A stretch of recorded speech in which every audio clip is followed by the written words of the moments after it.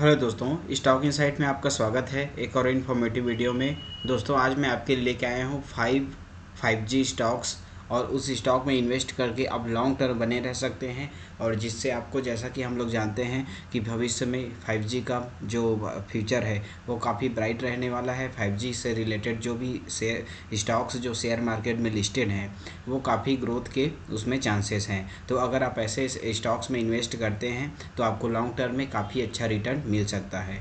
तो दोस्तों आज ऐसे ही 5 स्टॉक मैं आपके लिए सेलेक्ट करके लाया हूँ और उन स्टॉक का रिव्यू करके आपको दिखाऊंगा कि वो स्टॉक्स आपके लॉन्ग टर्म के लिए कैसे हैं एंड उसका परफॉर्मेंस अभी जो रिसेंटली उनका जो परफॉर्मेंस चल रहा है वो कैसा है। तो दोस्तों वीडियो को अंत तक ज़रूर देखिएगा। 5 पॉइंट्स में इसमें आपको बताने वाला हूँ और 5 स्टॉक्स इसमें आपको मिलेंगे। तो चलिए दोस्तों शुरू करते हैं।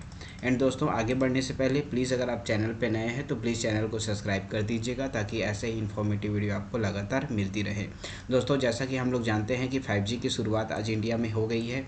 ऑफिशियल अनाउंस इसमें इंडिया में हमें देखने को मिला है। और ये जो 5G जो लॉन्च होगा स्टार्टिंग में 16 शहरों में लॉन्च होगा। एंड जैसे जियो ने अनाउंस भी कर दिया है कि वो नेक्स्ट दिवाली, अभी जो दिवाली आने वाली है उसमें वो 4 शहरों में दिल्ली, मुंबई, कोलकाता, चेन्नई में 5G को लॉन्च कर देंगे। एंड जैसे बाकी देखते हैं तो आने वाले समय में हमें 2 सालों में ये पूरी इंडिया में हमें 5G के नेटवर्क्स देखने को मिल जाएंगे। तो दोस्तों जैसा कि हम लोग जानते हैं जियो इसमें फर्स्ट मूवर है, जैसा कि हम लोग यहाँ पे जानते हैं। तो यहाँ पे जो फर्स्ट जो कंपनी हमको फोकस में रखना चाहिए वो है रिलायंस इंडस्ट्रीज़। जैसा कि हम लोग सभी जानते हैं रिलायंस इंडस्ट्रीज़ का जो ग्रोथ है वो काफ़ी हाई है। हालांकि जैसे इसका रिटर्न ऑन इक्विटी या रिटर्न ऑन कैपिटल एम्प्लॉयड देखेंगे तो कंपनी स्लो चलता है। रिटर्न ऑन कैपिटल एम्प्लॉयड और रिटर्न ऑन इक्विटी दोनों हमें कम देखने को मिलता है, लेकिन स्टॉक काफ़ी स्ट्रॉन्ग है। एंड इसमें आपके इन्वेस्टमेंट को डूबने का कोई भी खतरा नहीं है, आप इसमें इन्वेस्ट कर सकते हैं। तो जैसा कि हम लोग स्टॉक को रिव्यू करेंगे और यहाँ पे देखेंगे कंपनी का जो मार्केट कैप है दोस्तों, तो मार्केट कैप इसमें काफ़ी हाई है। 16 लाख करोड़ का मार्केट कैप यहाँ पे आप देख सकते हैं। एंड कंपनी का कर्ज देखेंगे तो 3 लाख करोड़ का कंपनी का कर्ज है। और यहाँ पे जैसे सेल देखेंगे दोस्तों तो 7 लाख का इनका सेल है, 7,79,000 का इसमें सेल है। कंपनी का रिटर्न ऑन इक्विटी मैंने आपको पहले ही बताया। प्रमोटर होल्डिंग देखेंगे 50% की प्रमोटर होल्डिंग है। एंड कंपनी का जो इंट्रेंसिक वैल्यू है दोस्तों, तो यहाँ पे 2481 रुपये कंपनी का इंट्रेंसिक वैल्यू है और कंपनी ट्रेड कर रही है 2378 रुपये में। मतलब कि कंपनी इसमें 100 रुपये से पीछे है, मतलब कि अंडर वैल्यूड है। और यहाँ पे जैसे देखेंगे कंपनी का बुक वैल्यू तो 1152 रुपये कंपनी का बुक वैल्यू है। बात करते हैं फेस वैल्यू की, तो कंपनी का फेस वैल्यू 10 है दोस्तों। एंड जैसे इसमें अर्निंग पर शेयर देखेंगे तो 99 रुपये का अर्निंग पर शेयर है, जो कि अच्छी बात है। तो टोटल जैसे इसमें हम लोग प्रॉफिट ग्रोथ देखते हैं तो 35% का हमें प्रॉफिट ग्रोथ इस कंपनी में नज़र आता है। बात करें प्राइस टू अर्निंग की, पी रेशियो की, तो पी रेशियो दोस्तों इस पर काफ़ी ठीक ठाक है। 25 पी रेशियो है, जो कि हाई नहीं है, क्योंकि कंपनी का जो ग्रोथ के चांसेस हैं एंड आपकी इन्वेस्टमेंट का जो खतरा होता है डूबने का वो इस कंपनी में नहीं है। तो दोस्तों इस स्टॉक में आप इन्वेस्ट करके लॉन्ग टर्म बने रह सकते हैं, क्योंकि ये कंपनी जो है लॉन्ग टर्म में आपको काफ़ी अच्छा रिटर्न जनरेट करके दे सकती है। अब दोस्तों देखते हैं नेक्स्ट स्टॉक को। दोस्तों नेक्स्ट स्टॉक हम लोग सभी जानते हैं जो है भारती एयरटेल लिमिटेड। और यहाँ पे जैसे देखते हैं इसका जो रिटर्न इक्विटी है रिलायंस इंडस्ट्रीज से कम है। जैसे यहाँ पे देखेंगे 5% की रिटर्न इक्विटी है एंड 12% की रिटर्न कैपिटल एम्प्लॉयड है। तो यहाँ पे जो ये कंपनी है ये रिलायंस इंडस्ट्री से जो उसका प्राइस है 2300 के आसपास का, और भारती एयरटेल का जो प्राइस है वो 800 है। लेकिन ये जो स्टॉक है वो काफ़ी हमें रिटर्न उतने अच्छे जनरेट करके नहीं दे रही है जितना कि रिलायंस इंडस्ट्रीज हमें दे रही है। और यहाँ पे जैसे प्रमोटर होल्डिंग देखेंगे तो 55% की प्रमोटर होल्डिंग है इसमें। कंपनी का जो इंट्रेंसिक वैल्यू है वो 94 रुपये का है, बुक वैल्यू जो है वो 113 रुपये का है। और स्टॉक का प्राइस देखेंगे दोस्तों 800 रुपये का है। तो स्टॉक जो है वो काफ़ी ओवर वैल्यूड है। तो अगर आप इसमें इन्वेस्ट करना चाहते हैं तो ये हमें एक रिस्की स्टॉक लग रहा है। और जैसे यहाँ पे आप देखते हैं ग्रोथ के चांसेस इसमें, तो इसका जो ग्रोथ के चांसेस है वो मतलब हाई, इसका प्रॉफिट ग्रोथ देखेंगे तो 171% इसका प्रॉफिट ग्रोथ है। बात करते हैं इसके डेट की दोस्तों, तो यहाँ पे आप देख सकते हैं 1,69,678 करोड़ का इसमें डेट है। और कंपनी का जो मार्केट कैप है वो है 4,60,000 का। तो टोटल जैसे देखते हैं दोस्तों 4,60,000 करोड़ का मार्केट कैप है। और हम लोग रिलायंस इंडस्ट्री का देखें 16 लाख करोड़ का। तो ये देखते हैं कंपैरिजन में दोस्तों रिलायंस जो भारती एयरटेल है वो काफ़ी छोटी कंपनी है। एंड छोटी कंपनी होने के साथ साथ इसमें जो रिटर्न है वो हमें रिलायंस इंडस्ट्री से लगभग आधा मिल रहा है। तो अगर आपको इन्वेस्ट करना है इन दोनों कंपनीज में कंपैरिजन में, तो आपको इसमें रिलायंस इंडस्ट्रीज़ बेस्ट लग रहा है। अब दोस्तों नेक्स्ट कंपनी मैं आपको दिखा देता हूँ जो और रिस्की है इससे, Reliance Industries and Bharti Airtel दोनों से। तो ये कंपनी है तेजस नेटवर्क। काफ़ी लोग ये बोल रहे हैं कि तेजस नेटवर्क 5G के लिए बहुत अच्छा स्टॉक है, इसमें इन्वेस्ट कर देना चाहिए, तो इसलिए मैंने इसके लिए एक वीडियो इसमें बनाया है। तो यहाँ पे जैसे देखेंगे इसका जो रिटर्न ऑन इक्विटी है दोस्तों माइनस में है, -4 यहाँ पे देख सकते हैं, -4%। एंड रिटर्न कैपिटल एम्प्लॉयड देखेंगे तो -8, जो कि बिल्कुल भी सही नहीं है।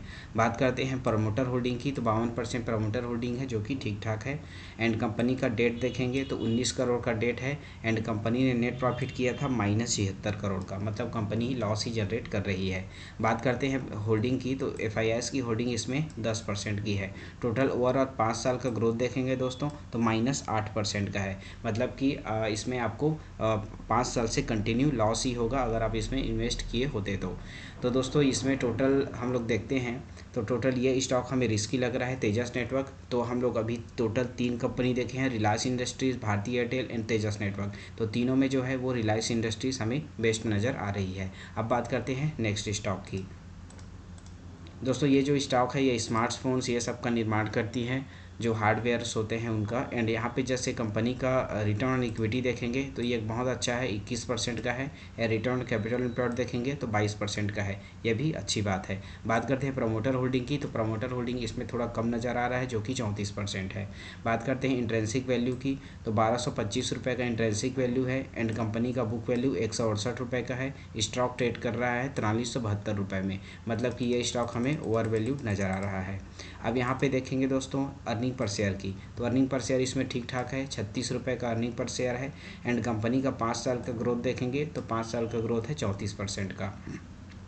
अब दोस्तों प्राइस टू अर्निंग देखेंगे तो इसमें प्राइस टू अर्निंग काफ़ी हाई है। इसमें आपको 1 रुपये कमाने के लिए 119 रुपये इन्वेस्ट करना पड़ रहा है। तो ये इसका जो PE है वो काफ़ी हाई नज़र आ रहा है।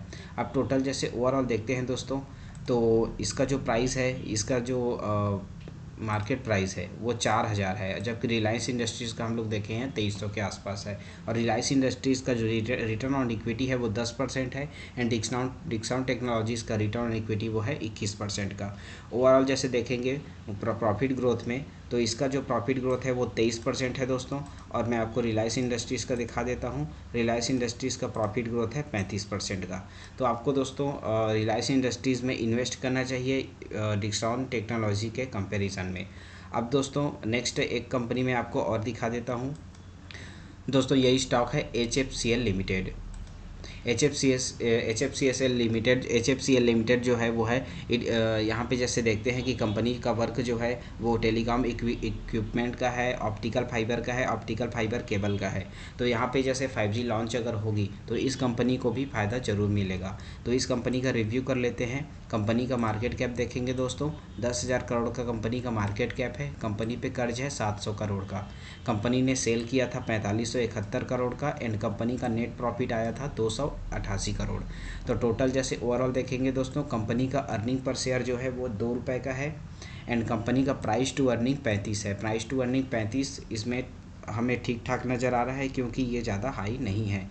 अब जैसे यहाँ पे देखेंगे कंपनी का इंट्रेंसिक वैल्यू, तो कंपनी का इंट्रेंसिक वैल्यू 49 रुपये का है। कंपनी का बुक वैल्यू 20 रुपये का है। एंड कंपनी का जो स्टॉक प्राइस है वो 72 रुपये का है। तो टोटल देखते हैं स्टॉक हमें ओवर वैल्यू नज़र आ रहा है। लेकिन अगर ये स्टॉक हमें लो प्राइस में मिलता है, हमें करेक्शन में मिलता है लगभग 50 रुपये 55 रुपये के प्राइस पे, तो इसमें हम लोग इन्वेस्ट कर सकते हैं। लेकिन इसमें इन्वेस्ट करना रिस्की हो सकता है। अगर आप इसमें इन्वेस्ट करना चाहते हैं तो एक बार अपना कंप्लीट रिसर्च करें, पूरा स्टॉक को रिव्यू करें, उसके बाद ही इसमें इन्वेस्ट करें। तो दोस्तों यहाँ पे जैसे FIS की होल्डिंग देखते हैं तो 6% की इसमें FIS की होल्डिंग है। एंड प्रमोटर इसमें काफ़ी कम है, 39% है।